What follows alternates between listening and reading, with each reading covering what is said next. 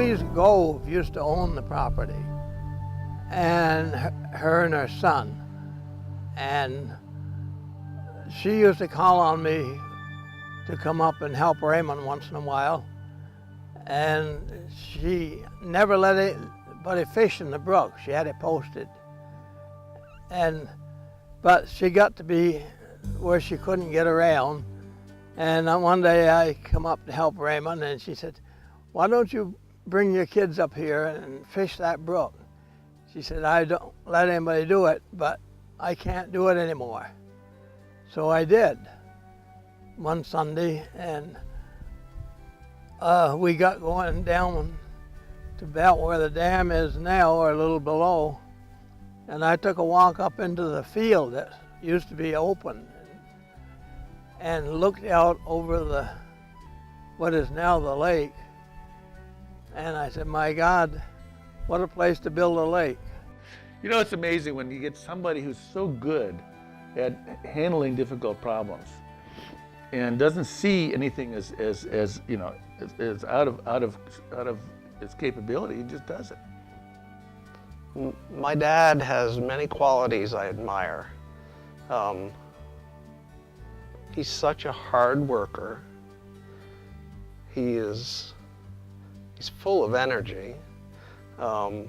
He's also full of optimism. One of the things I love about Dad is when he looks at a situation, he sees the possibilities, but not only does he see the possibilities, he focuses on the possibilities. So he ends up buying the swamp with another partner of his, and he realized that he couldn't dig the whole place out to make a lake in the summer. He had to do it in the winter. Okay, now the average guy would give up and say, "Why are we going to do this in the winter?" But Len said, we need a lake. The valley doesn't have a lake, and I'm the guy that's going to do it. Dad will, if he sees a way to make something happen, he will make it happen one way or the other. It doesn't need to be perfect for him, but if it gets the job done, it's a complete success.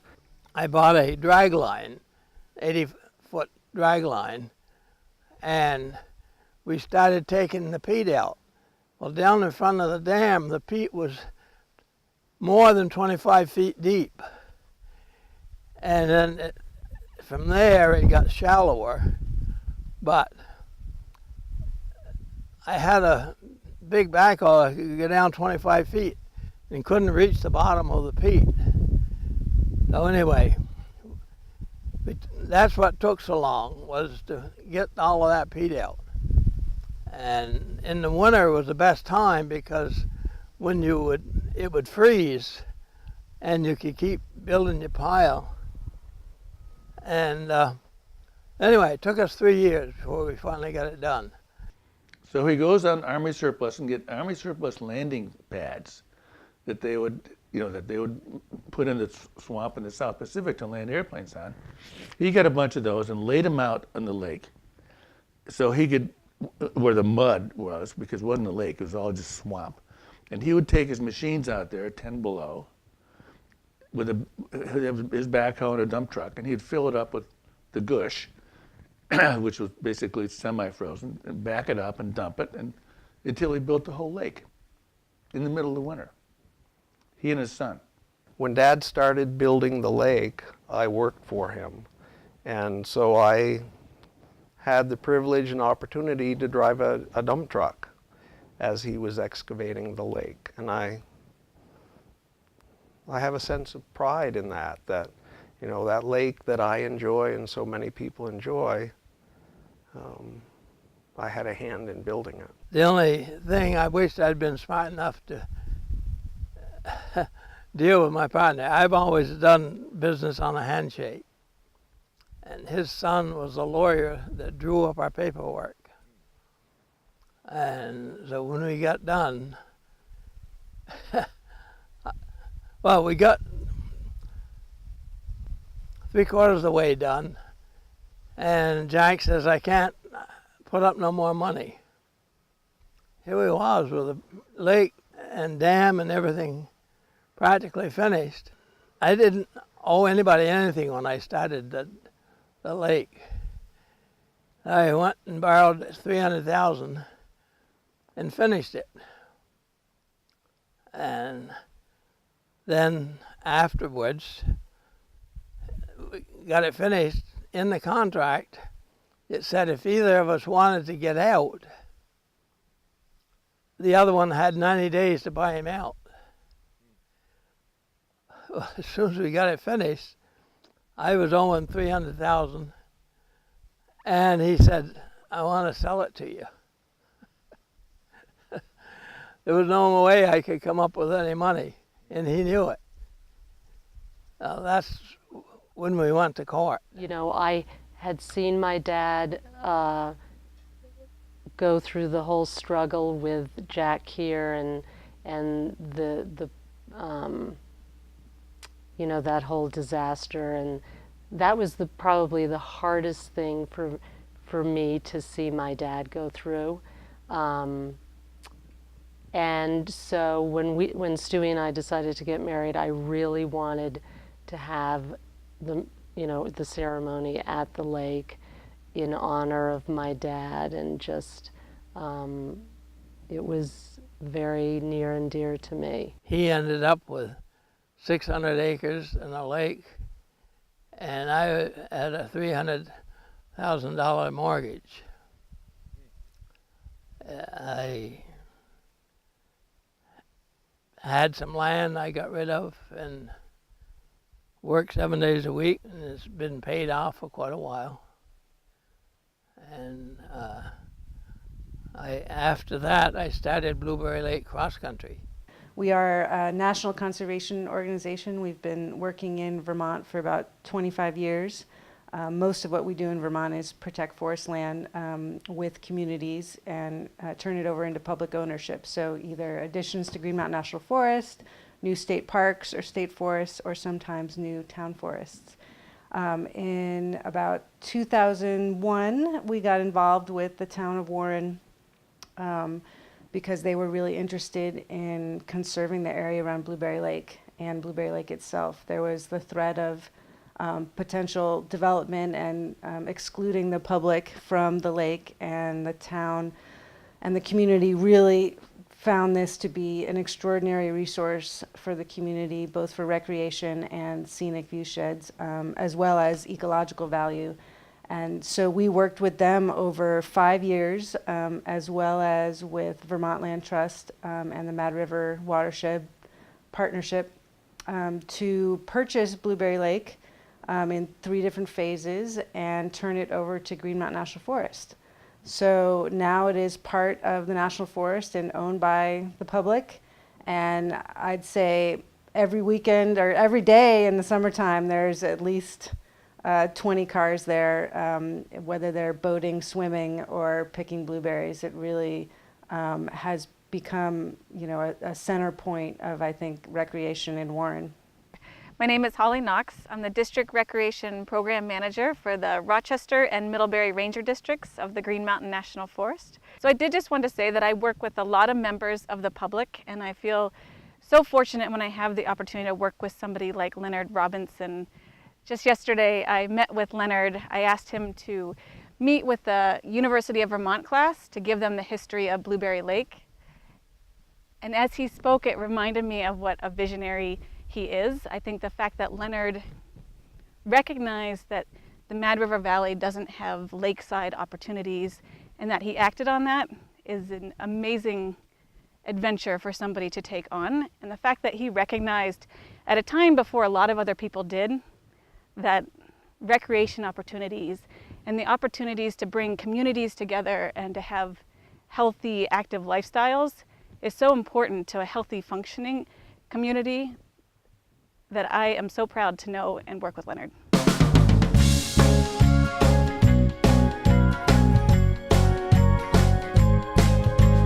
All this beauty, you might have to close your eyes and slowly open wide. All this beauty, we traveled all night, we drank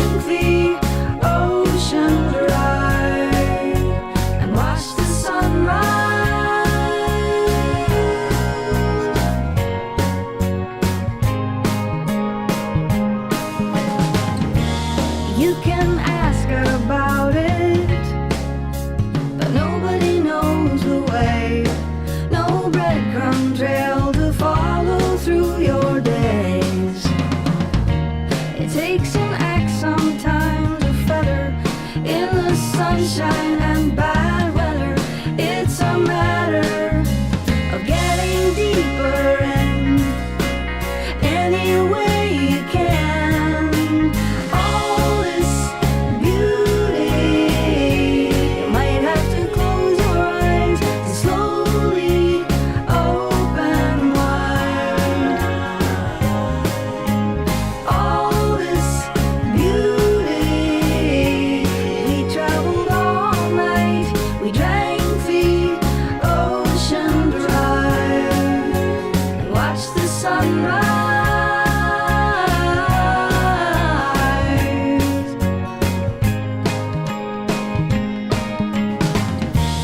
I can see you're new awake, and let me assure you, friend, every day is ice cream and chocolate cake. And what you make of it, let me say, you get what you take from it, so be amazed and never stop, never stop, never stop. You gotta be brave, 'cause all this beauty, you might have to close your eyes and slowly open wide and watch the sunrise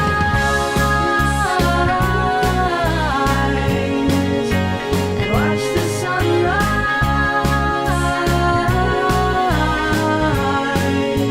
and watch the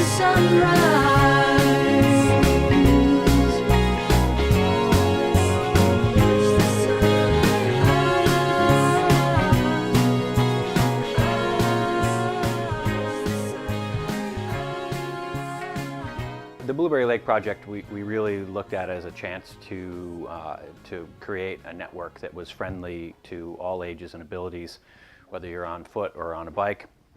It allowed us to create a youth riding group, the Mad River Rippers, and you know, we have kids out there as young as 3 riding on some of the trails, and it's really opened up a trail experience for a lot more people here in the Mad River Valley. Many of our trails before Blueberry Lake were quite difficult and hard to find and hard to follow. So Blueberry Lake has really given us a chance to allow a greater range of people to get into the woods and have a great experience. The lake itself is an amazing accomplishment. You know, when you get right down to it, you know and the fact that it was done at a time in a way that it actually was allowed to happen. I mean, I think we can all agree it would be a much harder process right now to get a lake built in our area, but it's an amazing resource. But the lands around it are as important in my mind because, and now that they're public lands and open and available to everybody, it really has a lot of significance to the community and to our visitors. Definitely thank you very much to Leonard for his vision and for his generosity and for all the work that he has done to make this happen. You know, Blueberry Lake it's really a special place, and it's been there for a while, but I think the recent additions of the mountain biking trails have just been phenomenal. When guests come here, you know, they come here to ski, they come here to relax, they come here to recreate. But what I noticed this year, I was driving down the road, and I passed by Blueberry Lake at the end of August, and I couldn't believe how many people were out there. Paddle boating, just mountain biking, sitting around the lake, and it's just wonderful to have that extra resource here in the valley. You know, this year we think so much of Blueberry Lake, we actually made it a major feature story in our magazine. It's a beautiful article written by Peter Oliver. It tells the history of the lake. It has some wonderful pictures of the lake. And it really is a tribute to what, Leonard has done. You have to thank Leonard. It's not just the lake, but it's the cross-country trails he's built. It's the civic duties he's done. He's just been a phenomenal addition to this valley and to this town. And we all owe him a really deep thanks and a level of gratitude that's hard to express. I met Leonard Robinson in this early summer, 1965. Up at Prickly Mountain, when a bunch of us had decided we wanted to try to complete our education. There's this idea that if we had ever asked our parents what they thought, it would have never happened. So we came up here to Vermont and started, building buildings and getting, Hurons and Gallagher Lumber Company to, spot us for a while because we knew we'd pay them back. And while we're up there building one of these buildings, this guy comes up on a little motor scooter, little yellow motor scooter, with a big smile on his face, introduces himself. Hi, I'm Leonard Robinson. Live down the road. Welcome to the Red River Valley. I was just like totally out of the blue. So he says, if you guys need any help, I've got, bulldozers and backhoes and stuff. And so and he drove away. And little did I know that I'd maintained my friendship with Leonard for 50 years and counting, still going. Leonard was the first person in the entire valley to come up and introduce himself and said, hi, I'm Leonard. I'm your friend. And Jean would invite all of us over for dinner. She'd have 9 kids, and then she'd add another 10 of us. So there'd be, including Leonard, there'd be 20 people for dinner almost every night. Thank you very much, Jean, and thank you, Leonard, for 50 years. This is our 50th anniversary. This is 65th. Thank you, Leonard, for being consistently helpful and supportive for our entire community. Thank you so much.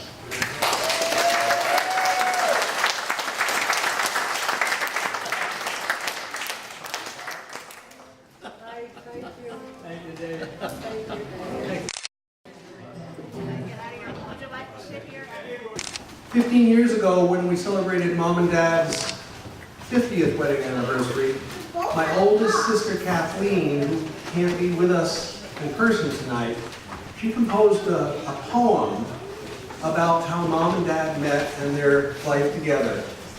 And the group that we had at that 50th put that poem to a tune that they knew, and it's recorded here in a beautiful way.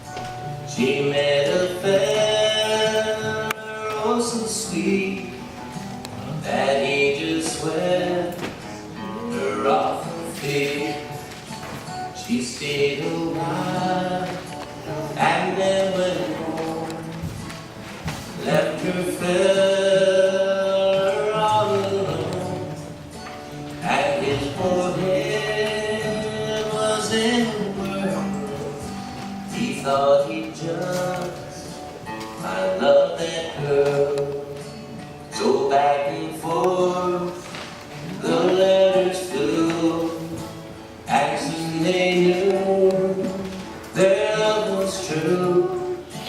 October 1st to her end, this is forever, they will sing.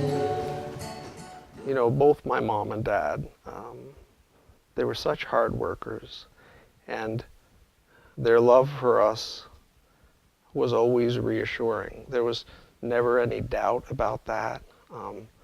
There was security in that throughout our life, and I still feel it every day. Growing up with my dad was, it was great.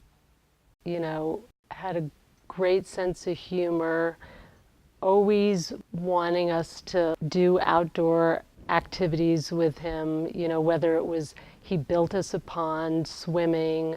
In the winter, he would plow it so we could all go skating. We had horses so we could go horseback riding.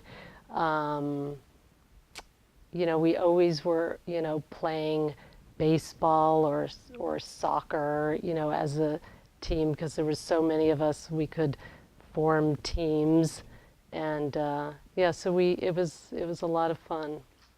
Papa to me is a pretty towering figure, amazing guy. He just looms so large in the history of my life. So my parents divorced when I was 1, and we moved into Papa's house. So I lived with my mom and Papa from I think when I was 1 to 5. So I was lucky in that I had this amazing man to stand in as my father. What Papa gave me was, I think, the most amazing gift anybody could be given, and I grew up having somebody that loved me unconditionally, and I always knew that without a doubt, and I grew up with someone who not only loved me, but believed I could do whatever I wanted in the world. He never had a doubt about that either, and I think for a little girl to grow up with those two things, like, I don't think you can be given a better gift than that. I love him, admire him. I'm so proud of him. You know, over the years, meeting people and talking to people, and they'd say, you know, when they would find out that Leonard Robinson is my dad, they would always just bring a brightness to them, and they were like, oh, you're so lucky, that's your dad. And so, yeah. I think Dad is incredibly proud of the lake, and he should be. He's also incredibly proud of his kids. And what I notice, what I think is his greatest achievement is, he has 9 kids, and all those 9 kids love and respect him so much. And I think that's the greatest achievement that a person can have in their life.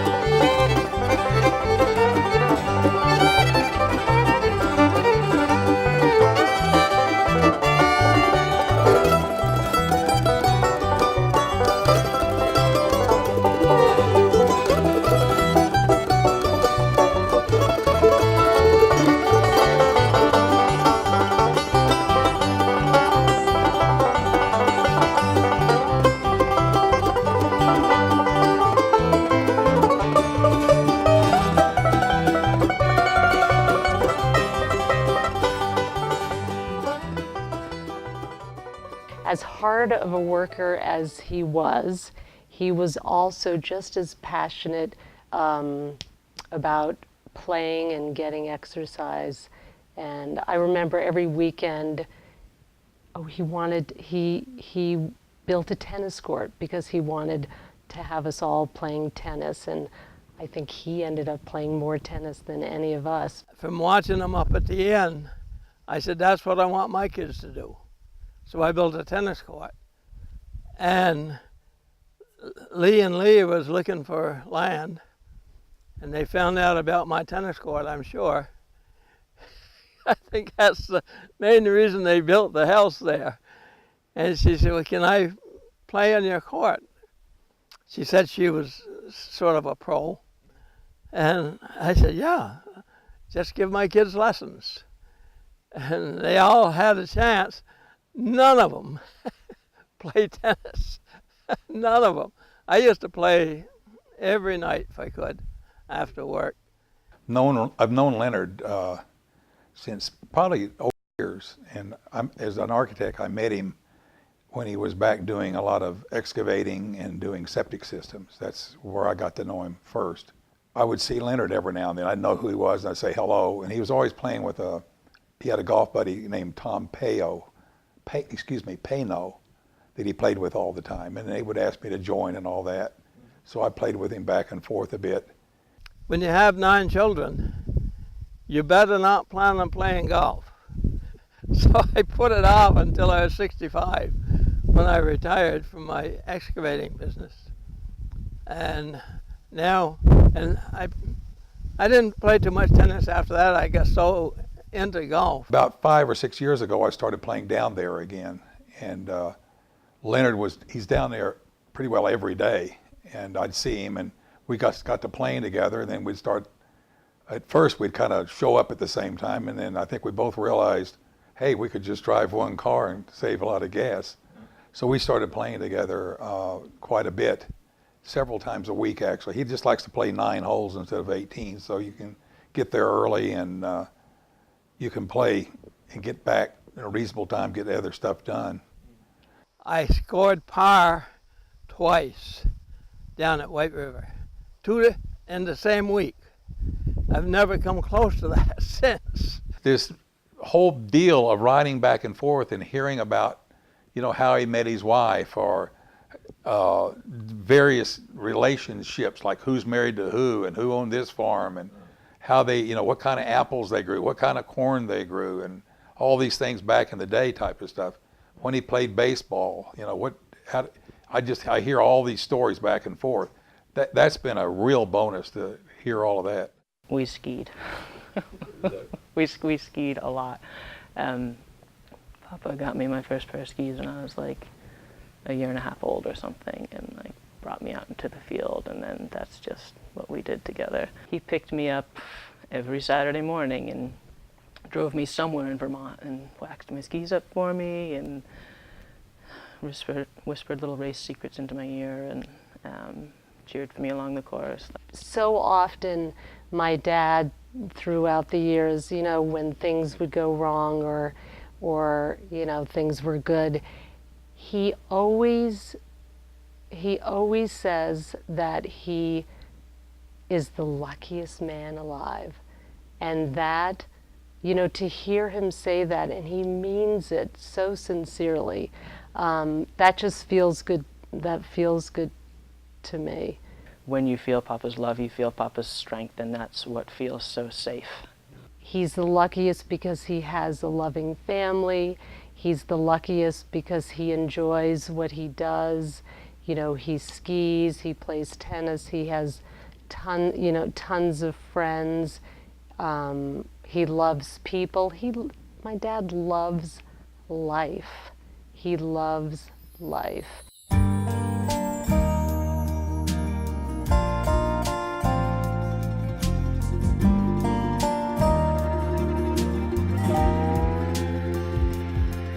I hope you never lose your sense of wonder.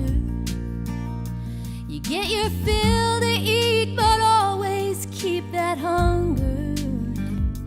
May you never take one single breath for granted, and God forbid love ever leave you empty-handed.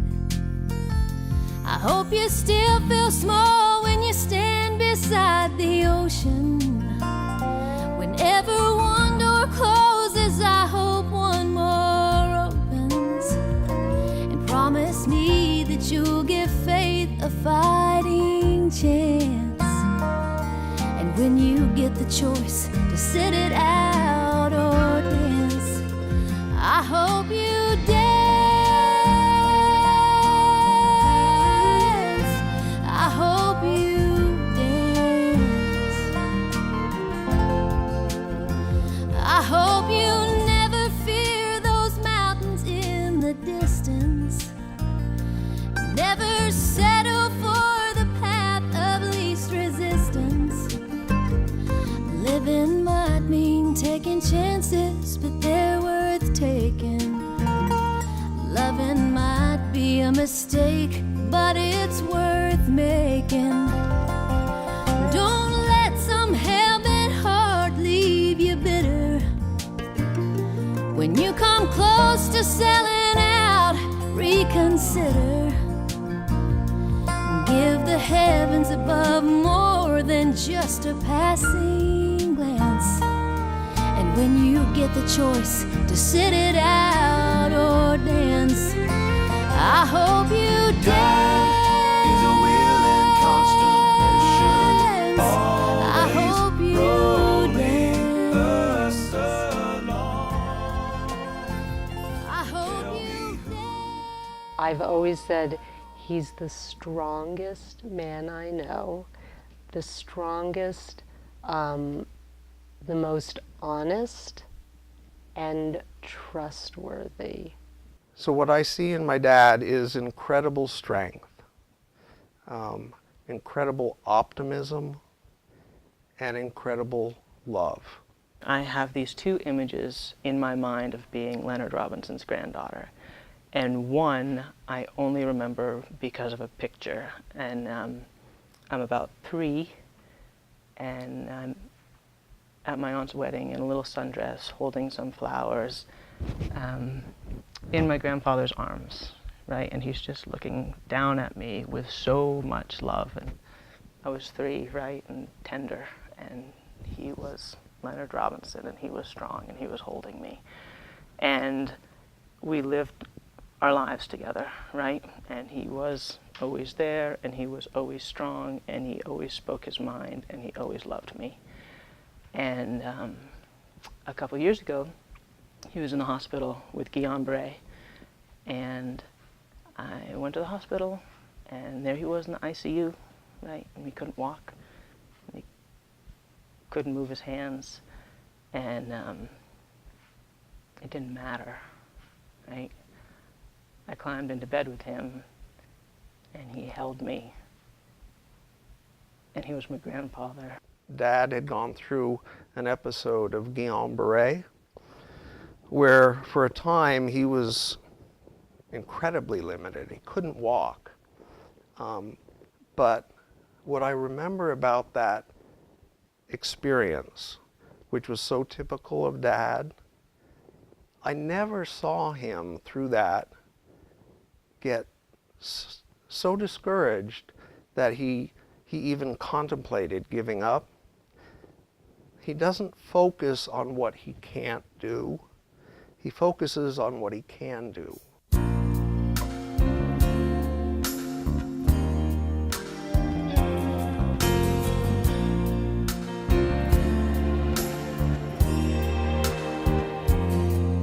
Have I told you lately that I love you? Have I told you there's no one else above you? Fill my heart with gladness, take away all my sadness, ease my troubles, that's what you do. For the morning sun and all its glory greets the day with hope and comfort too. You fill my life with laughter, and somehow you make it better. Ease my troubles, that's what you do. There's a love that's divine, and it's yours and it's mine, like the sun.